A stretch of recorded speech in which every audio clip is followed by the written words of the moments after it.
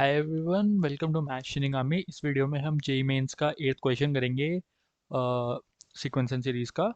तो ये 2020 में आया था। मैंने भी जेई मेंस 2020 में दिया था। मेरी आई थी 99.83 परसेंटाइल, जो कि रैंक है 1889 AIR। ये आई थी मेरी जेई मेंस में। ठीक है, तो देखते हैं, करते हैं, ये क्वेश्चन पढ़ते हैं पहले। इफ़ एक्स एक्स जो है हमारा -1 और 1 के बीच में, इससे ये पता लगता है वाई भी हमारा -1 और 1 के बीच में है, and x is not equal to y. ठीक है, then the sum to infinity of the following series. ठीक है, ये जो एक सीरीज है इसका इन्फिनिटी तक सम बताना है। और अगर हम ये एक सीरीज देखें तो ये ना एपी बन रही है और ना जीपी बन रही है। सबसे पहले ये कोई सीरीज बनी नहीं रही है अभी, हम जिस हिसाब से ये है अभी ना, देखो जो क्वेश्चंस आते हैं ना पेपर में, उसमें ना तुम ये जो रिक्वायर्ड कंडीशन होती है ना, इससे ना थोड़ा सा अंदाजा लगा सकते हो कि हमें क्या करना है। तो देखो, अगर हमें देखो, एक तो सम टू इन्फिनिटी है। ठीक है, अगर हमें हमारी जीपी होती है कोई कोई अगर हमारी जीपी होती है जिसमें जो हमारी जीपी ऐसे है a plus a r plus a r square, ये इन्फिनिटी तक जब जाता है तो इसमें आर जो होता है वो हमारा मॉड आर लेस देन 1 होता है। ठीक है, ठीक है, हमें ये पता है। तो हमें कुछ सोचना है कि या तो जीपी, इसको किसी तरह या तो जीपी बनाना है। तभी हमारी ये कंडीशंस हमें दी है, ये कंडीशन को सोच समझ के दी होंगी।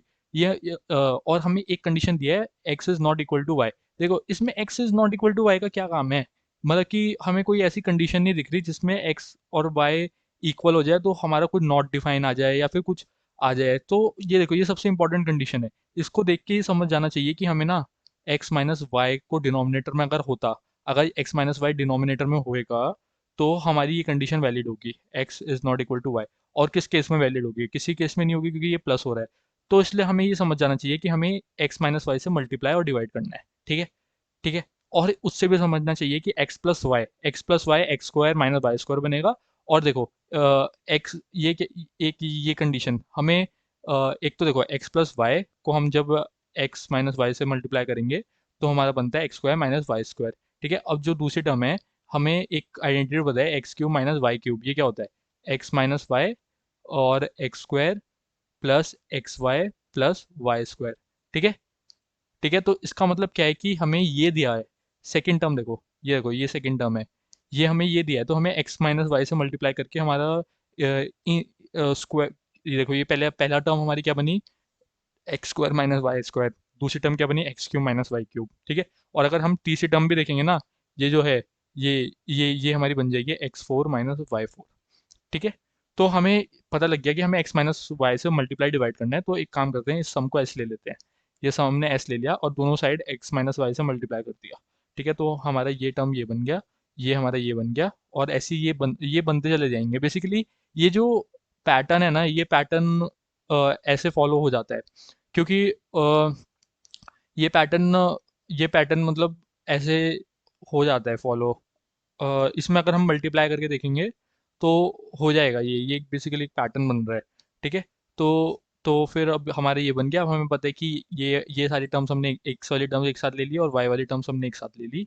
तो हमारा एक्स वाली टर्म्स एक साथ ले ली, तो एक्स वाली क्या बन गई? X square plus x cube plus x four infinity तक जा रहा है। ठीक है, और इन्फिनिटी तक का सम क्या होता है?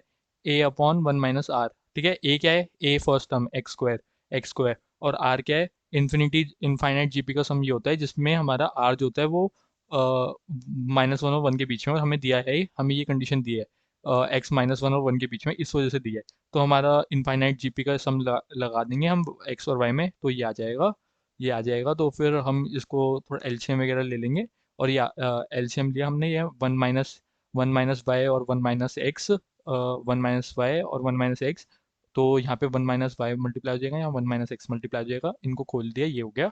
तो अब ये और ये देखो, ये a square minus y b square, a square minus b square वाली बन रही है।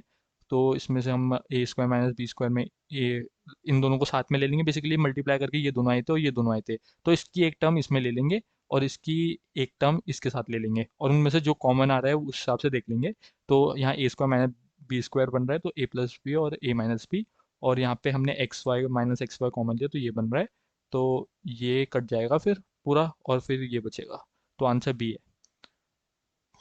ठीक है, आई होप समझ आया होगा। ये देखो, ये जो कंस्ट्रेंट्स होते हैं, ये कितने इंपॉर्टेंट होते हैं, इससे भी हम आंसर्स को अप्रोच हो सकते हैं थोड़ी। ठीक है, तो आई होप कि सब कुछ समझ आया होगा।